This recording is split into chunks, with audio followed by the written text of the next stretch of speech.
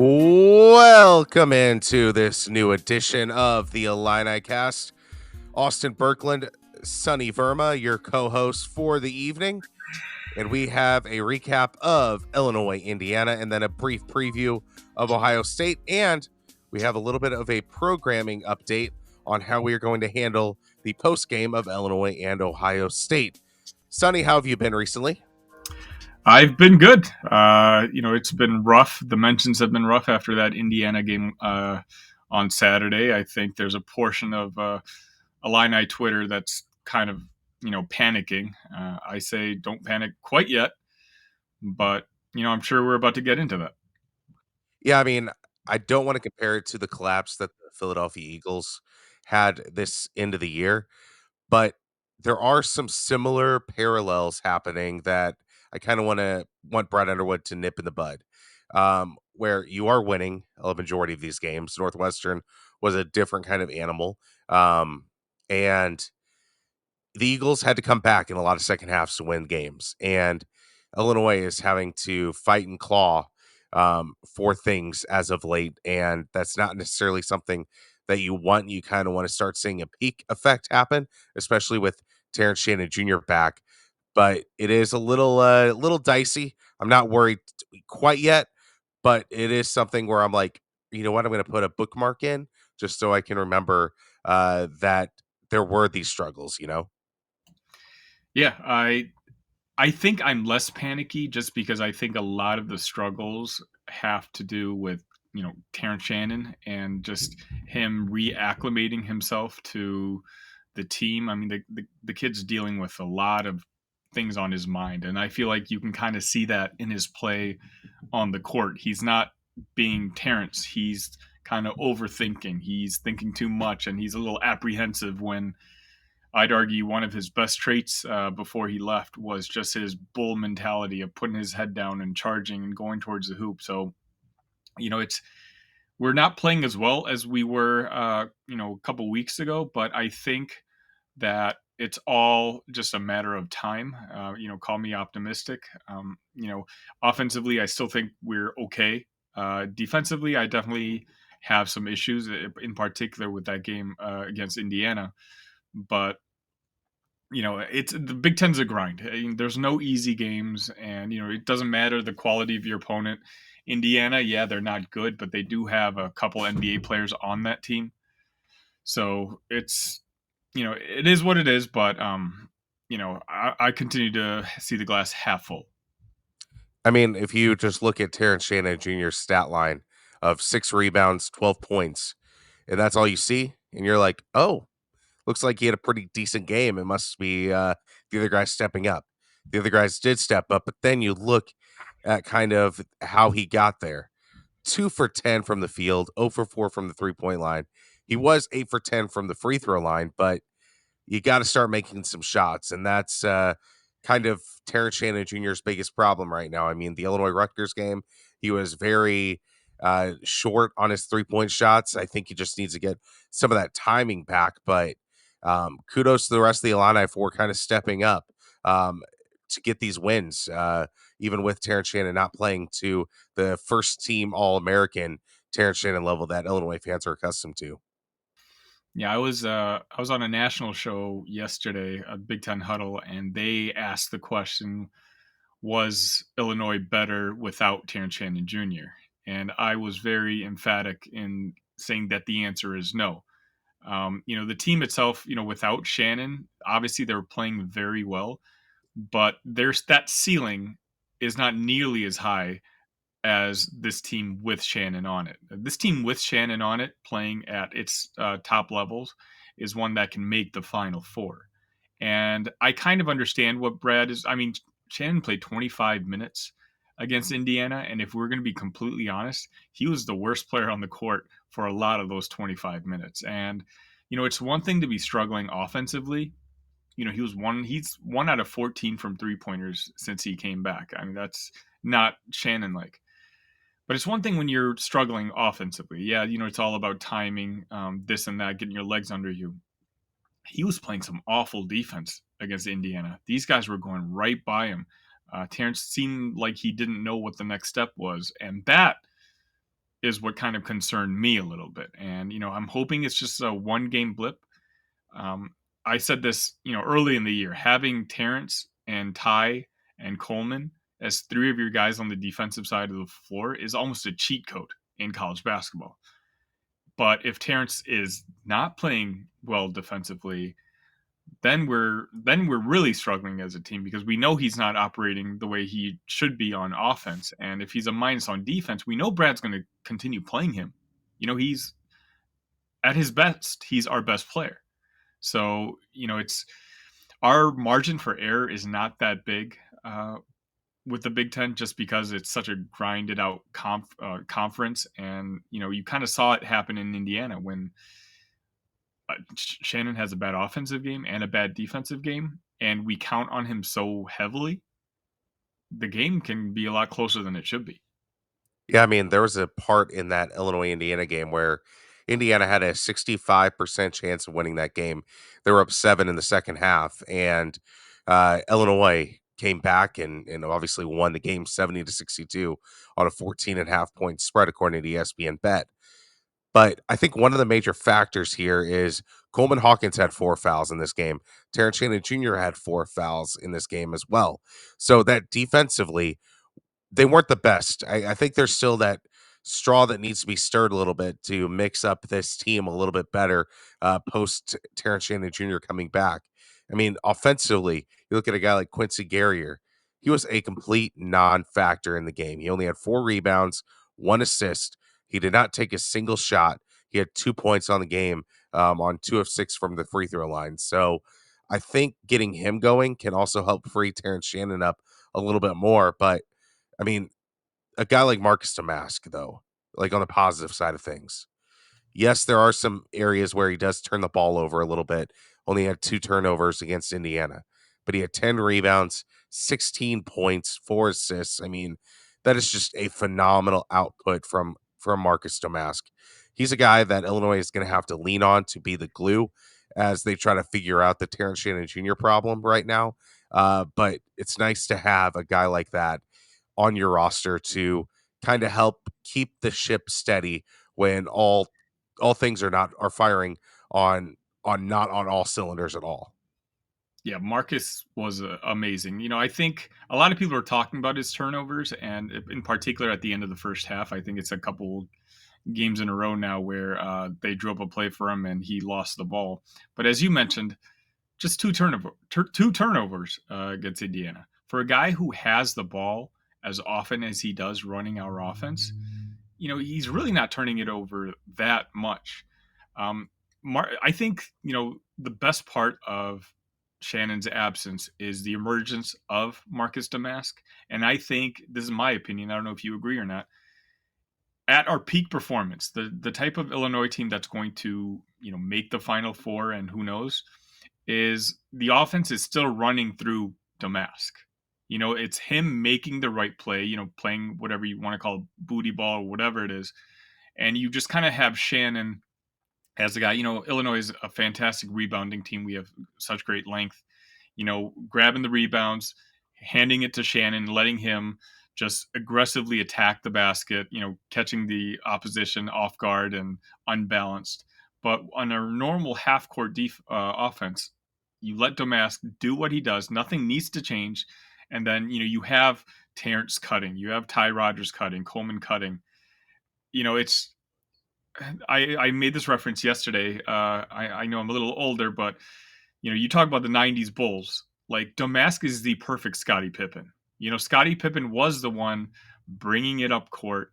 He was the de facto point forward, and that's kind of the role that Domask, I think, can really thrive for Illinois basketball, and the one that we kind of need him to be in. Exactly. I mean, 39 minutes, that just showcases how much Brad Underwood loves Marcus Domask and feels Marcus Domask is the absolute necessity on the basketball court. So when you put that together and the way that he's performing under that particular pressure, I mean, he is the team MVP right now. I think at the end of the season, once the banquet hall opens, I think it'll be Marcus Domask as the next MVP of Illini men's basketball, and that's kudos to Marcus. That's great job by the coaching staff to really get him ready and confident for the role that he's played so far in for this Illini basketball team.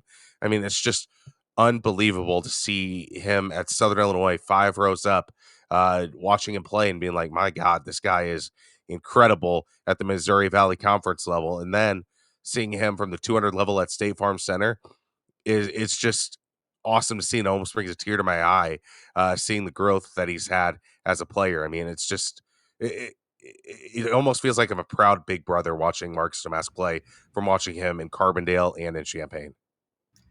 And as someone who didn't really watch him in college, but I saw last year's team, and the effect that Matthew Meyer had on the team. Like we know moving forward, a lot of Underwood strategies is going to be bringing in transfers. And I'll be honest, last year's team kind of left a bad taste in my mouth.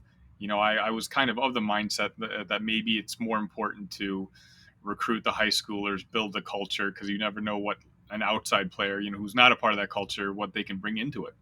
But Domask and, even to a lesser extent, someone like Harmon and Gary, of course, are showing that the transfer portal can be utilized, and like in a proper way. And Underwood's strategy now is paying off, and it makes sense. And next year we're going to be losing a lot of guys on this basketball team. A lot of these guys are going to be out of eligibility. I think Coleman has his COVID year, but I think he'd be silly to come back for another season next year. So we're going to be relying on the transfer portal again. And I now have more faith that Underwood knows what he's looking for and what he's not looking for moving forward for Illini basketball. I mean, I know Sincere Harris probably will have some options after this redshirt year that he took, that he wanted to take. But if I'm Sincere Harris and I see what Marcus Domask has done, that's kind of the blueprint for how I want to play if I'm still in Champaign. So I think Marcus is going to be such a valued asset even as he leaves because he is the blueprint to how you get on the court, how you stay on the court, and the right mentality to have whenever you're around some great players like a Terrence Shannon Jr.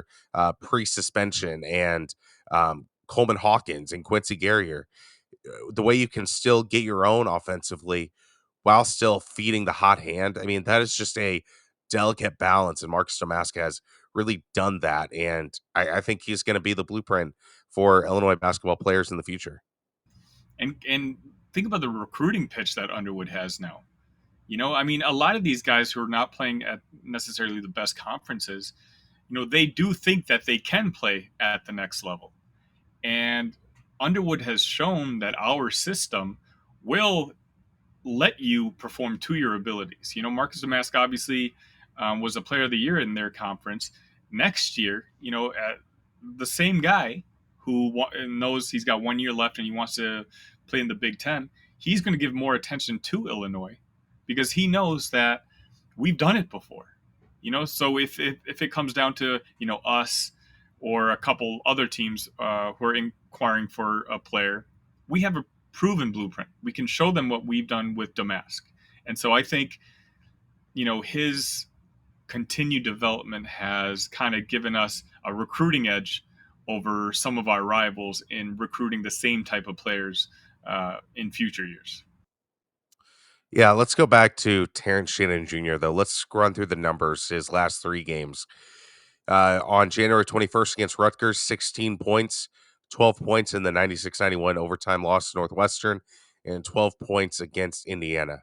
He's a much better player than those teens and below teen scoring numbers, and defensively, he's just not there. If you're Brad Underwood, Sonny, what do you do to get him going a little bit offensively? Do you run some more screens for him? Like, what's your go-to play call to get Terrence Shannon Jr. going? I think you don't change anything. I think you treat the team exactly like it was before Shannon was gone. I think it's just kind of a matter of time. I think if you bring attention to it, if you try to change things around, Terrence might notice it himself and put more pressure on himself to try to perform, which in itself may be overall a negative experience for Terrence. So I think it's just a matter of time. I'm hoping tomorrow night, just he busts out his 23, 24 points and just gets this monkey off his back because, you know, we haven't had to deal with the type of situation that he's dealing with right now. It's not just basketball for him. He had a very life altering moment that he's dealing with when he's not on the basketball court, and no matter how mentally tough you are, that takes a toll. And all we can do right now is be supportive and wait for his turnaround. Um, the Big Ten is grind, like I mentioned earlier. If it means that we lose a game that we shouldn't lose here and there. I want to win the Big Ten. I really do. We are a couple games behind Wisconsin, who has a very easy schedule moving forward. But more than I want to win the Big Ten, I want to make the Sweet 16. I want to make the Elite Eight, and for that reason, I'm willing to sacrifice the near term of getting Shannon back to doing what Shannon does, if it means I get a 100% optimal Terrence once March rolls around. I mean, this might be kind of crazy, but I'd kind of almost bring the press back a little bit. Eliminate some of Terrence's mental game. Just tell him to be the athlete that he is. Tell him to read and react to passing lanes. Tell him to just use that athleticism to his advantage. I mean, there's some teams in the Big Ten that aren't going to really be expecting that. And then he can get some steals. He can just drive the lane, get some great dunks going. And I think that could clear your head whenever you're going back to a traditional half court offense and defensive set. I think you got to just kind of create offense through defense. And I think that's kind of where Brent Underwood and Terrence Shannon need to go back to the drawing board a little bit, is just create that offense through those defensive opportunities. And Illinois loves to feast on the fast break right now. Yeah, I would maybe pull aside Coleman and Quincy, the guys grabbing a majority of those rebounds, and kind of mention to them like, hey, when you grab the board, look for Terrence. Try to dish it out to him and get him running downhill towards the basket, going up, either getting a layup or getting fouled. Have him do what he was doing pre-absence, and slowly the confidence could start coming back. He had a couple nice plays in his first game back against Rutgers, but obviously the jump shots aren't falling yet. But it's just once he's playing the way he was before, I just think the confidence can come back, and then once the confidence is back, then the jumpers start falling, the three pointers start falling. It's you know we obviously need him, and we just got to be patient. And so it's like, what does he do best? What he does best is, in my opinion, he's the best transition player in college basketball. He's got an NBA size body. He's pretty much impossible to guard when he's running full steam ahead towards the hoop. And I would try to doctor your game plan to giving him as many of those opportunities as he can. Illinois has a matchup on Peacock tomorrow at 6 p.m. against the Ohio State Buckeyes. And this one's going to be rather interesting. We got Bruce Thornton, who is the leading scorer for the Buckeyes at 16.1 points a game. We got Okpara, who is a rebounding machine at 7.1. And then Thornton again, leader in assists for the Ohio State Buckeyes. ESPN's BPI gives Illinois a 67.1 chance of winning on the road in Columbus against the Ohio State Buckeyes. What are you looking for from the Illini in this game, let alone what Ohio State can bring? I mean, it's a game in Columbus, and as we just talked about, road games in the Big Ten are not easy to win. So Ohio State's got a guard which tends to give us some trouble. So I just want a full from jump ball to the end of the game, just a nice solid win where we're not necessarily worried. Ohio State's one of the worst teams in the Big Ten, or at least bottom third, let's just say. They've got a coach who's completely on the hot seat right now. A lot of people are calling for his head, and we just need to kind of put the foot to the throat. Again, that's why I'm kind of hoping a game like this can be Shannon's breakthrough. They're already struggling as it is. There doesn't seem to be any camaraderie with that team, not much chemistry. So let's just break them. Let's just go in there, go to Columbus, have a 7 to 10 point victory on the road, but not like the 8 point victory we got against Indiana. Let's just make it more comfortable this time around. And, most importantly, let's start playing defense again the way we used to play defense. The defense, ever since the calendar turned to January 1st, has not been as good as it was in November and December. I mean, to give listeners an idea of how Ohio State is, Illinois beat Michigan in Ann Arbor 88-73, while Michigan beat Ohio State in Ann Arbor 73-65. So this is a team that you can throw away pretty easily if you're doing everything right. But that's the thing with this Illini team is that they've gone through some stretches. Even with that dominating win against Rutgers, there were some opportunities where Rutgers could have came back into that game. I believe it got to be a 6 point experience for the Illini. That just can't happen on the road. So Marcus Domask, if he takes care of the ball, if Quincy Guerriere gets going offensively, and then Terrence Shannon Jr., if he starts even figuring some things out from the field, I mean, that's kind of the three key factors individually. But team wise, just rebound the basketball. I mean, if you rebound the basketball, that's whenever you pretty much win every game that you have the rebounding advantage. I don't know what it was against Northwestern, but that's kind of the one game where I think that Illinois might have won the rebounding battle but lost the game. So I think that's kind of the crucial factors here. Yeah, I completely agree. This is a get right game. Our last two games was a hard fought battle against Northwestern. You know, Obviously 5 point loss in overtime. We kind of ran out of gas, and the last game was, even though it was a victory, it's a victory that kind of left a bad taste in your mouth against Indiana. Ohio State, as I talked about earlier, and as you just referenced, they're not a good basketball team, particularly right now. So right now, you go into not exactly a very tough environment in Columbus, but you want to get a victory and you want to just kind of play Illinois basketball the way we have been playing for the majority of the season, and just kind of get back on track. I think after this game we have, I think, what, Nebraska, but I think then we have a couple days off to relax a little bit, and that's going to be, very important for this basketball team, especially one that plays six guys 30 minutes plus every single night.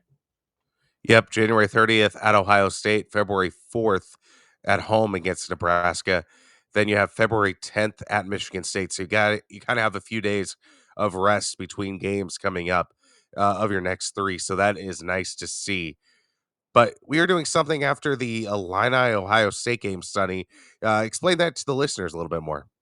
Yeah, we're pretty excited. We're going to try this out. So, what we're going to do is, at the conclusion of the game tomorrow, Austin and I are going to go live immediately. We'll drop a link both on our Twitter pages at IlliniCast, and Austin and I can drop it on our personal pages too, if that's what you follow. But we'll also put it on the description of our YouTube stream. What we're going to do is Austin and I, we're going to talk about the game, talk about what we saw, hopefully talk about a victory, but if not, we'll vent about a loss.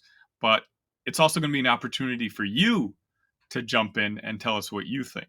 We'll drop a link where you are able to call in. You don't have to show your face if you don't want to. It's not a big deal. But you can vent. You can talk about what you think we did well, what you think we didn't do well, where you think the season is going. Uh, you know, what we've noticed is a Illini Nation, whether it's after a victory or a loss, is a very passionate group of folks who just kind of want to get a lot off their chest. And that's kind of what we're doing for you. So yeah, tomorrow, look for it. Look for it on Twitter. Please subscribe to this video, to our page, because then you'll kind of get notified when we go live. And I think it's going to be a fun experience, and something that none of the other you know content creators are necessarily doing. So if we get good feedback on it, if we have a good show, Austin and I figure we'll talk for about 30 minutes ourselves about the game, and beyond that, who knows? If the calls keep coming in, we'll stay on and talk to you guys. If not, no big deal. As a former radio guy, I do kind of hope for a loss just for this experience because that's when calls get rather interesting. After wins, it's the content's not so great. So if it is a loss, the content's going to be phenomenal. if we lose, I'm currently going through dry January. I don't know if I can. I don't know if I'm going to last through that stream tomorrow. I mean, I've got a couple bottles of whiskey on the table, not about 15 feet from me. I may just have to pour one live, uh, especially if we lose to Ohio State. But also, Austin, I did want to mention some of you. We also opened up a page on Facebook. This was kind of something I probably should have done a little while back. Just search for Illini Cast on Facebook, and we'll be throwing our videos onto there, and try to provide you guys some more content wherever you guys are spending time online. That sounds good. Sonny, it was a great episode. Illini, Ohio State tomorrow on Peacock. You wrestling fans, you already have it because you've already been watching the Royal Rumble. You're keeping it for your Elimination Chamber and, of course, The Office as well throughout the week. But non wrestling fans, join Peacock. It's pretty easy. It's pretty great content. I'm not sponsored by Peacock at all. It's probably my favorite streaming service out there, just because of the Thursday night comedies that were on NBC for so long. You can only find them on Peacock, and then of course all the wrestling stuff. And you're gonna have to like it because we have another game on Peacock on February 13th against Michigan. So I would say make Peacock a staple. Netflix is obviously number one for a lot of people. Netflix, Peacock, and those are your two subscription services. If you only could choose two. And I'm not saying, but I'm saying a couple simple Google searches can find you Peacock at a pretty reasonable discount if you're willing to, you know, work for 10 seconds to find it. Yeah, just press a lot of X's and you can find a stream, I'm sure. So again, not saying, just saying. But Sonny, amazing show. Hopefully Terrence Shannon Jr. gets going, but if he does, we'll be talking about it. If he doesn't, we'll go back to the drawing board, see what Brad Underwood needs to do. Sonny, have a great rest of your night. I'll see you guys tomorrow.